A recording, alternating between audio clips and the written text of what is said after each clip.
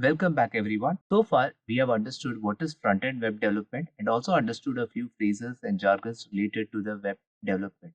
In this current session, we will try to understand what is the meaning of a framework versus what is a library and how they are used for web development.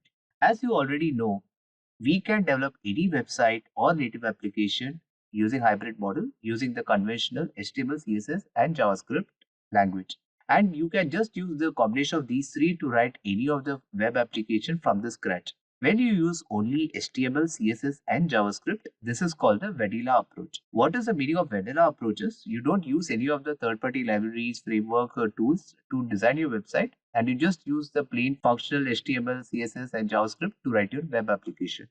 So the one major drawback of this approach is that your code will get extremely long and repetitive since we end up focusing more on the implementation part and lose the focus on the user experience. What I mean by that is, since you're going to implement everything from the scratch and you have to write a lot of code to implement a lot of functionalities, instead of focusing more on the enhancing the user experience, we will end up kind of writing a lot of excessive code, which will end up making the code quite repetitive, long, and also difficult to maintain.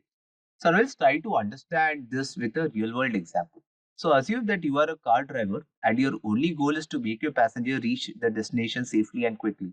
So assume that you are a Uber or a Ola driver and your only goal is to ensure that your passenger is able to reach their destination safely and quickly. So now assume that you have two cars to choose from. One is an automatic car and one is a manual transmission car. Which one would you drive? So the answer is simple, right? Since your only goal is to ensure your passenger is able to reach their destination safely and quickly, you can choose the automatic car because you can avoid spending your energy on shifting gears and spend more time on being alert on the road and also engage with your passengers and have some chat with them just to keep them engaged on the journey. So just on the similar lines, when you consider the vanilla JS approach versus using a framework and libraries, this is what is the corresponding, you can say, correlation in the web development world as well. So we can also apply the similar analogy of this manual versus automatic car to the web development as well. So when you use vanilla JS, it is more like a manual transmission car where you have the control over the entire mechanism and implement it the way you want it from scratch.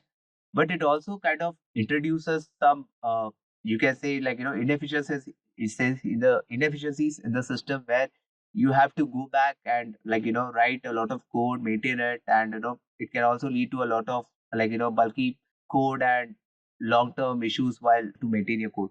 Whereas in terms of your frameworks and libraries, they simplify on the implementation aspect and make it easy for you to get the code working quickly with minimal efforts. Now let's try to understand what are frameworks and libraries.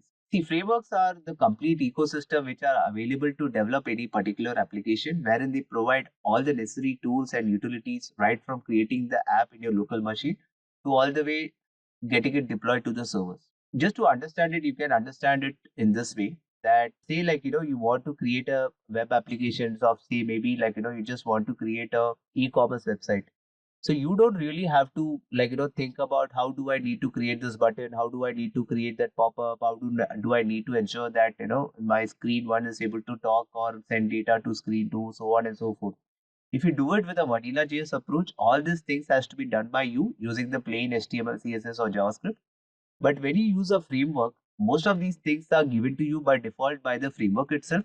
So all you need to do is focus on implementing the functionality rather than worrying about the implementation aspect of it. So on the framework, Angular is a popular web application framework that is used by many leading corporates to build web and hybrid application. As you may know, which we saw in the previous lectures, a web application is something that runs on your browser and a hybrid application is something that gets packaged as a native application and runs in the browser of the particular operating system on which it is being executed. So now let's try to understand what is a library. So a library is nothing but a standalone utility that can just be plug and played into any framework or even in the vanilla JS. They do not provide end-to-end solution for web and mobile application development, but they usually address only a particular set of features or concerns. React or jQuery is a popular library that is used in modern web and mobile development application. So let's try to understand this with a corollary. So assume you need to have a functionality which say converts your HTML table into say a PDF or a a Word document. So those kind of scenarios, it is just a single functionality which needs to be implemented. And for these kind of scenarios, you may have a ton of library available in the NPM marketplace, which can be used for this. Particularly doing this that just for a particular feature or particular functionality or a concern, you use a library which just addresses that particular point. It does not provide an end-to-end solution for your entire web development journey, but to the contrary, it does provide you solution for a particular feature. So similarly, React is also a library which is used for your modern web and mobile application development. So what function React provides us is that why we call React a library rather is because React does not provide you the complete set of frameworks or features for end-to-end development, but rather it particularly addresses the part of how to create the front end or the UI of the application just by ensuring you use the virtual DOM and create your application. Whereas the other parts such as how to navigate between the pages or how to manage the state of your application and other aspects of it, it is managed by the different libraries or plugins which are used along with React to achieve that. So that's why we say that React is a popular library, whereas Angular is a framework.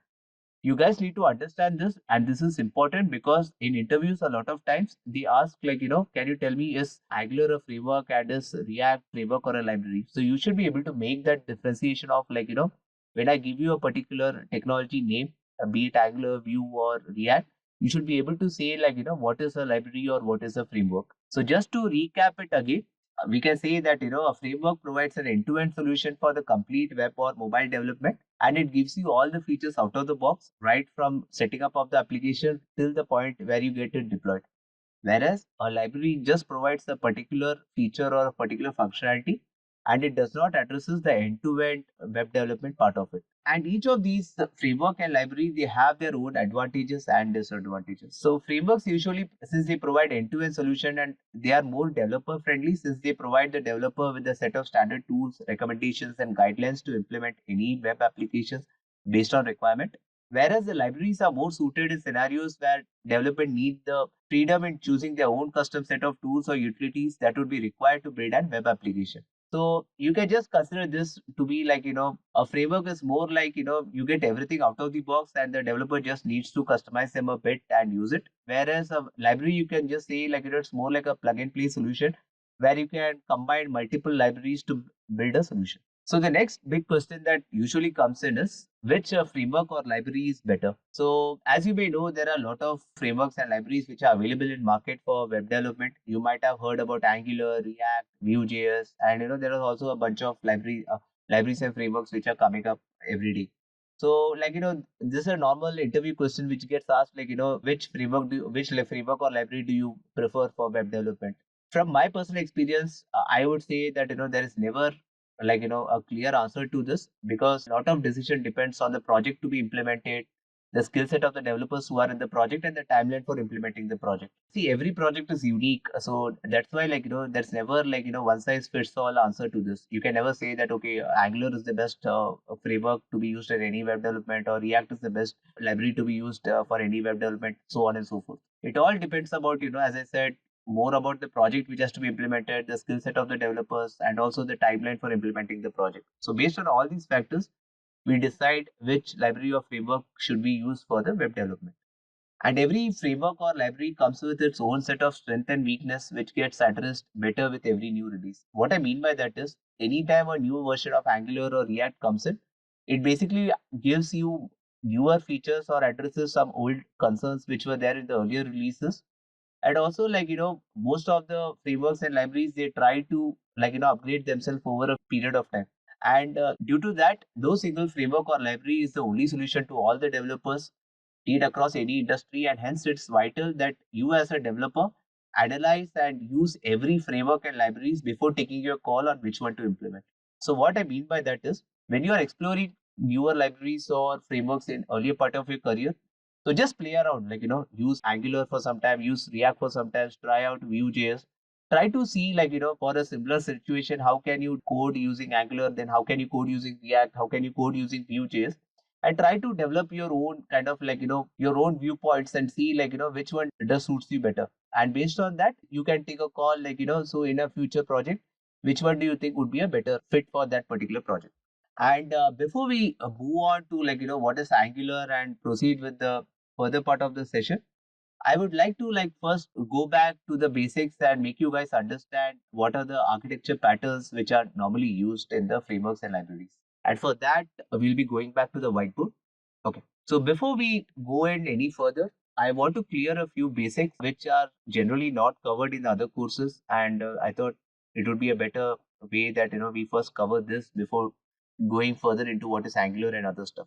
So when I say architecture pattern, just try to understand how any web application is being architecturally designed, or how it is being designed in the backend. So basically, as you know, any web application is being written with HTML, CSS, and JavaScript, right? So using these three technologies, we kind of compose our web application. So the HTML and the CSS part of it takes care of the UI or the view part of it, whereas the JavaScript part is where we are bothered about handling the user events and manipulating the data and so on and so forth, right?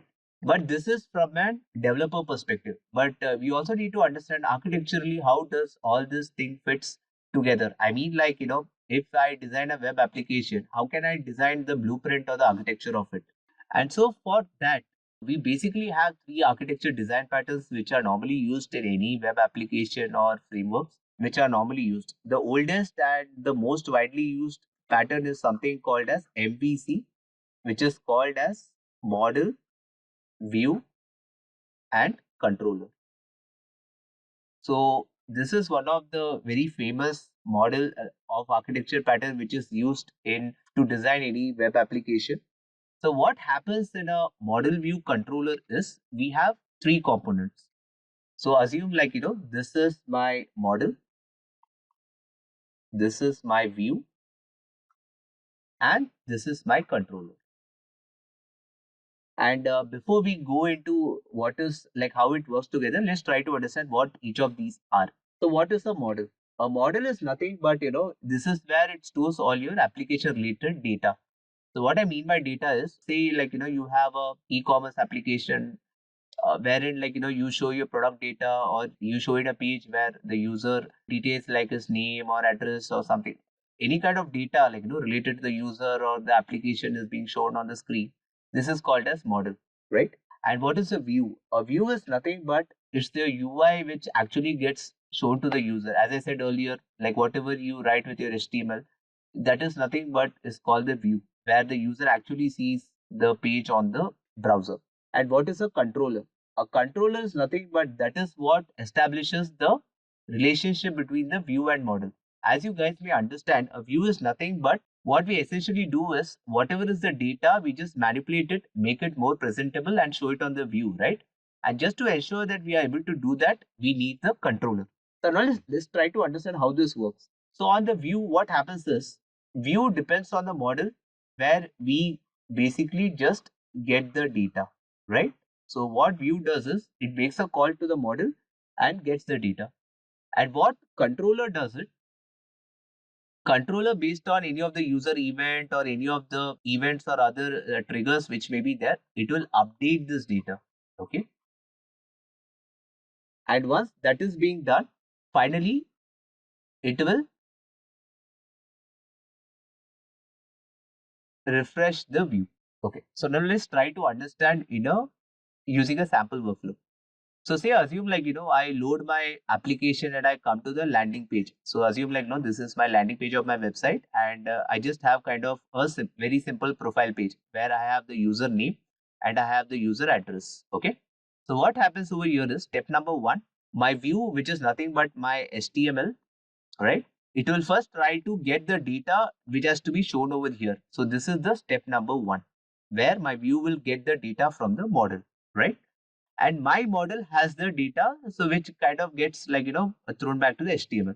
So now let's take the another scenario. So say assume I have in my JavaScript, I have written an API call which kind of fetches the data from the API and updates that profile data into the model, right? So this is done by the controller, wherein we make the API call to the backend, get the data, and once I get the data, I will update the data to the model, okay, which is done by the controller. And once that is done by the controller, we then refresh the view to ensure that this updated data is coming on the HTML. So this is my step number 3 and this is my step number 2. So just to recap it, I'll just tell it again. So assume that this is my HTML page or my web page that is being loaded. So initially what happens is I don't have any data on my view. So I just try to fetch the data from the model. I have a controller in the backend, like in my UI application, which will first make and say API call to the backend, get the data, then it will update the data to the model, and then it will refresh the view. So just to ensure that the view is able to get the latest data from the model and display it on the screen. So this is how a sample MVC pattern looks like. Okay. So most of the earlier web application designs were using MVC model. Okay.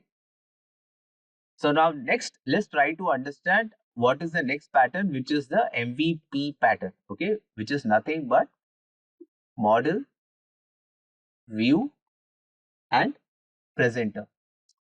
So as you would have noticed, in the previous pattern, we had a controller, and in the current pattern, we have a presenter, right? So what happens in this model is, let's try to understand it first in a diagrammatic fashion.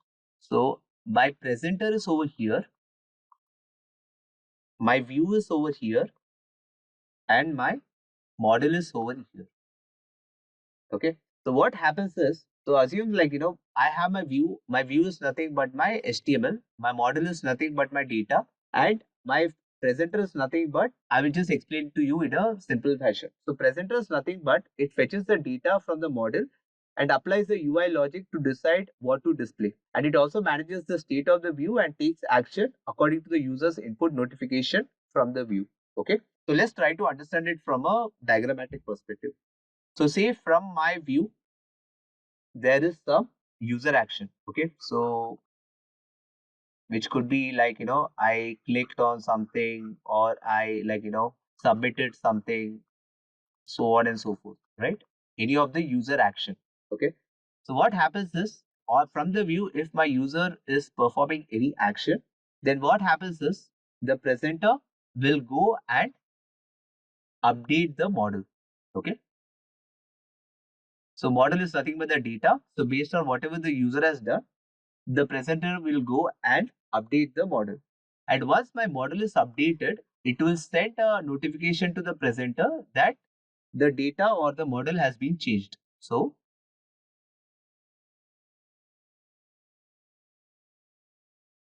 in this case, what happens is my presenter first updates the model, and once the model is updated, it will send back a notification to the presenter stating that the model is changed. And once the presenter receives the notification that the model is changed, it will go back and update the view stating that the model is changed.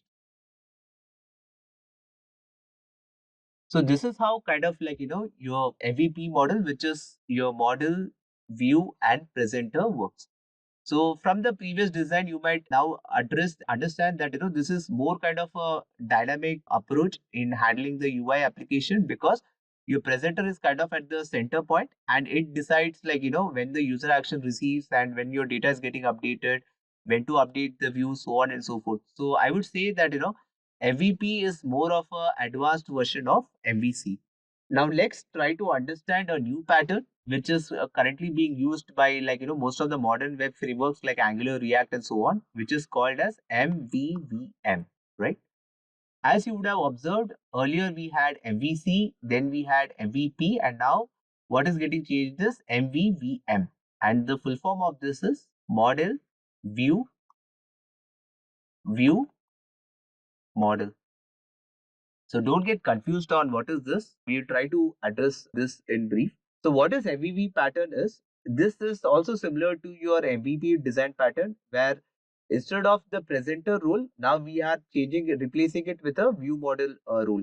So the main application or the use case of MVVM is, it is trying to address a few of the drawbacks of the MVP pattern. And what it does is it separates the data presentation logic from the core business logic of the application. Okay. So let's try to understand what is this view model. Like, we understand what is a model, what is a view, but what is a view model? Okay. So view model is nothing but it just exposes the data which are relevant to the view, right? And it kind of serves as a link between your model and view, just like a controller. So what happens is, this is also similar to your MVP pattern. So just let's try to understand it pictorially. So we have a view over here. We have a view model over here. And we have our model over here. Okay. So what happens is, first, let's try to understand it little in detail. Okay. So first, let's try to understand what happens. So assume my user has performed some action, right? So assume that my user has performed some action, like, they have either clicked on something or they have submitted a data, right? So assume this is my action which the user has performed. So what happens is, from the view, there is an event which gets triggered to the view model, right? And once that is done, what happens is, if required, my view model will go and it will write or update this data to the model. Okay. And internally, also what happens is, my model can also read the data from this view model. And similarly, once the data manipulation is completed, it will send back notification back to my view model stating that, what are the change events that has occurred. Okay. Don't worry, you'll try to also understand it with a real world example. But just bear with me and just follow the process. So once that is being done, what happens is, from my view model, there are two things which will happen. One is, whenever there's a change to any properties or any data, there will be a kind of event which will be triggered back to the view model stating that these are the change events which have occurred. And also, whenever there is any actual data change, that also gets triggered back to the view stating that this is the current view model data. Okay. Okay. Now let's try to understand this in a more of a real world scenario. Okay. So assume that and before we go to that, I also want to tell you guys one thing, that using MVVM model, it is easy for us to kind of implement two-way data binding. So this is a very important interview concept. So how do you implement a two-way data binding? So for that, technically we have to use MVVM, and how it is used, I will tell you now. And before that, let's try to understand what is a two-way data binding. So what two-way data binding essentially means is, say assume that you have a view and you have a model. So any change in view should automatically trigger the change in model, and any change in model should automatically trigger the change in view. I will show you a real world example when we get into Angular coding. But for now, just try to assume that, pictorially on this. So assume that, I have a HTML page, and whenever I type something on that, I'm able to see that data in real time on the screen. And similarly, in my application, if I change some logic and I change some data, immediately that data is also getting updated automatically, right? So that is something called a two-way data binding, where any changes to either your view or your model is seamlessly getting synchronized. Okay. So coming back to this model view model, what happens essentially is, on your view, right? Whenever there is any kind of a user event, like a click or a submit or any of those kind of event, it triggers an event to your view model. Okay, that is your first step in the process. Then your view model, from your view model, then there are two options possible, right? What it will do is, it will trigger a kind of write data to your model. So model is nothing but your data. So from your view model, it kind of tries to write or update the model to your model store. And from your model, the model can also read what is currently there in the view model. Okay. And similarly, whenever there's any change to your model, it will trigger a change event to your view model, and that change event will again cascade back to your view. Okay. So basically, what your view gets back is two things. One, what are the change events? And to say two, what is the data? So these are the two things which will be received back by the view once there is any user action performed. So this is what is a model view model architecture. So now that we know, we have seen three architecture patterns, right? One is your MVC, one is your MVP, and the third one is MVVM. So, and understand that, each one of these architecture is an addition to the previous architecture. As I said, this was the first architecture which was implemented. This was the enhanced version of model view controller, and MVVM is an enhancement over model view presenter, right? I will just try to summarize, what are the pros and cons of each of these model views. So for MVC, it is one of the oldest software architecture which we know. Whereas for MVP, it was developed, as I said, as a second iteration for the MVC, just to address a few of the concerns which MVC had. And MVVM is the current modern or the industry recognized pattern which is commonly used by most of the modern web frameworks, right? And in the MVP, your view and model are tightly coupled. So in MVC pattern, any your model and your view is not decoupled; they are very tightly coupled. Whereas in your MVP pattern, this is resolved by using presenter. So your model and view are loosely coupled. And also the same pattern is followed by MVVM as well, that your model and view are decoupled, right? No, and in MVVM pattern, we use more of a event-driven architecture, wherein we separate the business logic from the view. And similarly, there are other bunch of benefits of using the MVVM pattern. But just to make you clear, MVVM pattern is slightly complex to implement. So it is generally recommended for a complex project. We go with a MVVM pattern.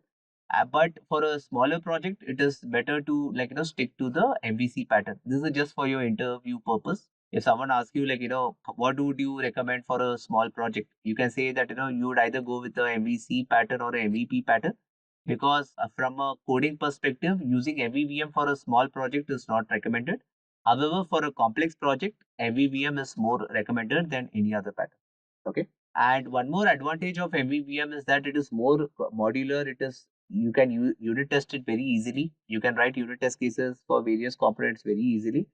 And since it is decoupled and event driven, it is more scalable as well. So for any complex or medium size project, MVVM based architecture is more recommended. And you don't need to worry on how do I create all this model view controller, because that is where, as I said, Angular gives you all the solution out of the box.